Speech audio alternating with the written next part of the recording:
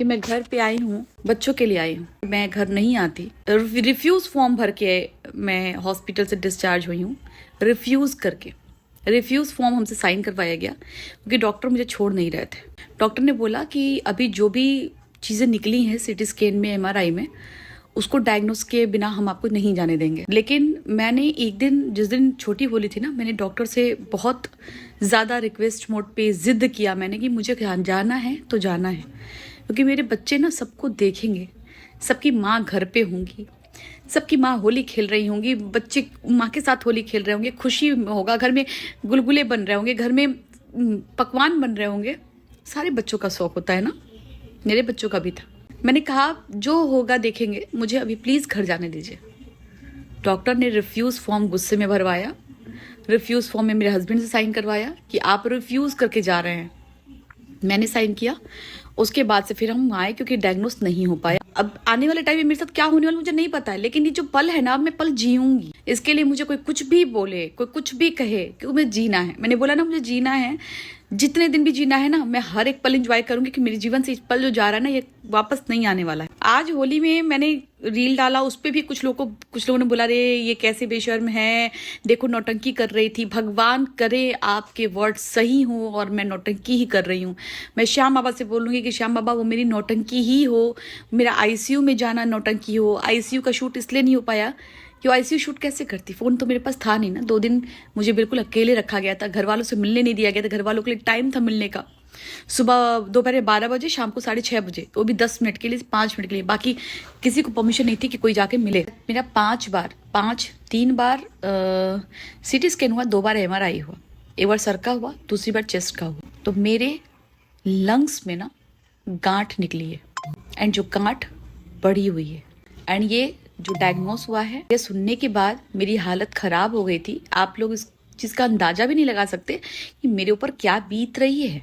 अगर कोई खुश भी है तो क्यों खुश है, कैसे खुश हो गया ये पता नहीं। खुश है कि वो खुश रह के अपनी फैमिली को खुश रखना चाह रहा है, कि मेरा फैमिली से सफ़र ना करे, उसको ना लगे कि परेशान है। मेरे मन में कितना डर लग रहा है, आप लोग को पता है कुछ भी, कि मेरे मन में कितना डर चल रहा है। क्या कुछ अभी आने वाले टाइम में मेरे साथ होने वाला है? नहीं ना। दूसरी बात, घर आ गई मैं, डॉक्टर से बोल करके जो भी वो घर भेज दिया मुझे। अभी आने वाले टाइम में 5 दिन के बाद मेरे टेस्ट होने वाले हैं, जिस टेस्ट में मेरा बहुत सा कुछ भी है। एंड मेरा क्या बोलूँ मैं आप लोग को, इसीलिए लगता है कभी कभी ना कि पता है, इस दुनिया से जो लोग जल्दी जाते हैं ना, वो इसलिए जाते हैं कि कलयुग है। भगवान अच्छे लोग को भेज करके ना बुला लेता है कि नहीं भाई, तुम नहीं रह सकते यहाँ पे, तुमको आना है, इसलिए अच्छा बनना ही छोड़ दो। आपके अच्छे बनने की सजा आपके बच्चों को मिलेगी। तो अभी डॉक्टर ने बायोप्सी के लिए बोला है, एंड वो बायोप्सी होनी है। तो अभी डॉक्टर ने बायोप्सी के लिए बोला है। एंड ये फर्स्ट टाइम सुनने के बाद मेरा दिल बहुत दहल सा गया था, दिल में बहुत डर है। एंड वो बायोप्सी में अंदर डाल करके उस गांठ से नोट्स निकाले जाएंगे एंड उसको सैंपल भेजा जाएगा। तो किसी के हंसते के पीछे आप ये मत सोचिए कि हाँ वो नौटंकी कर रहा था। वो अपनी फैमिली भी है, उसकी फैमिली प्रायोरिटी पे है, फैमिली के लिए कर रहा है। और मैं इतना बोलूँगी, मेरे साथ वाईटी फैमिली ने बहुत सपोर्ट किया है, इतना सपोर्ट किया है कि जिसको मैं क्या बोलूँ, मैं शब्द नहीं है मेरे पास। इतनी दुआएं, ब्लेसिंग्स मैं एक बार और चाहूँगी कि मेरे बच्चों के लिए आप लोग प्लीज़ दुआ ब्लेसिंग ज़रूर दीजिएगा। आप लोग की दुआओं की ज़रूरत है मुझे। एंड मैं सबके लिए करती थी, बट पता है क्यों मन अजीब सा हो गया। कोई बात नहीं, अपना अच्छा कर्म कहीं जाता नहीं है और कहीं नहीं जाएगा। जैसे ये फर्स्ट टाइम पे ही पता चल गया, मेरा सिटी स्कैन में बेहोश होकर गिरी, शुगर डाउन हुआ मेरा, 40-50 की तक मेरा शुगर था, ब्लड प्रेशर मेरा 70-80, 60-80 ऐसे चल रहा था। लेकिन वो बीमारी अलग थी, वो तो अलग थी, उसको तो अलग ही छोड़िए। लेकिन ये जो डायग्नोस हुआ ना, ये मेरे लिए शॉकिंग था। मैं गई किस लिए थी और निकला क्या। तो आप लोग की दुआओं की मुझे बहुत ज़रूरत है। मेरी खुशी पे, मेरे ऐसे रील्स पे मत जाइए, रील्स बनाना मेरा काम है। इतना ही बोलूँगी, ना मैंने कभी किसी का बुरा चाहा है, ना बुरा चाहूँगी। और अगर मैं आज खुश हूँ, क्या हूँ, अंदर क्या बीत रही है मेरे, आप लोग नहीं जान सकते। जो प्यार करता है वो बखूबी समझ सकता है कि एक माँ पे क्या बीतती है। पत्नी को तकलीफ नहीं होती है, मर जाएंगे ठीक है, हस्बैंड है, रह लें। बच्चों के लिए माँ सिर्फ अपने बच्चों के लिए रोती है। कोई तकलीफ अगर हो गई, खुदा न खास्ता चीज़ें बढ़ी हुई होंगी, तो फिर क्या होगा मेरे साथ मुझे नहीं पता। उस पेन को मैं बर्दाश्त कर पाऊंगी नहीं कर पाऊंगी, बस ये कहूंगी हे भगवान सब कुछ सही रखना जो भी हो, लेकिन हाँ ट्रीटमेंट के लिए मुझे लगना पड़ेगा। कुछ लोग कह रहे हैं कि पाप का पैसा है पाप में जाएगा, पाप का पैसा है पाप में जाएगा, तो ऐसा सबका नहीं, इक्का दुक्का का कहना है, इक्का दुक्का।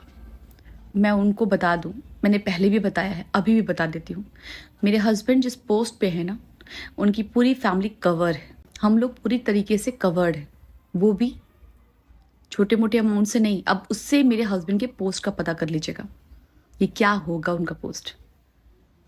उनकी वाइफ होने के नाते ना मेरा 1.5 करोड़ का इंश्योरेंस है, तो इसके लिए मुझे कोई पैसा कमाने की स्पेशली नहीं ज़रूरत होगी। लेकिन प्लीज़ आप लोग इस तरीके की ना मत लिखा कीजिए कुछ भी।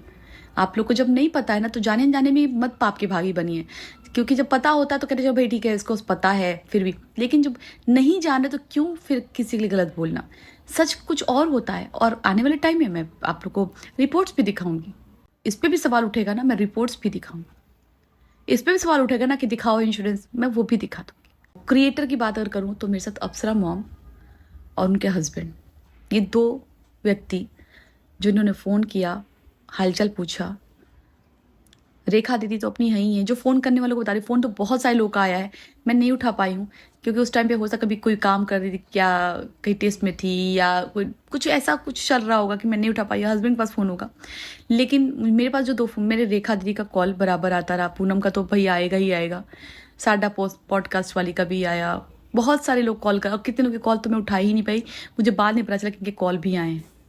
तो प्लीज़ मेरा काम है, मैं अपना काम कर रही हूँ, जब तक जीऊँगी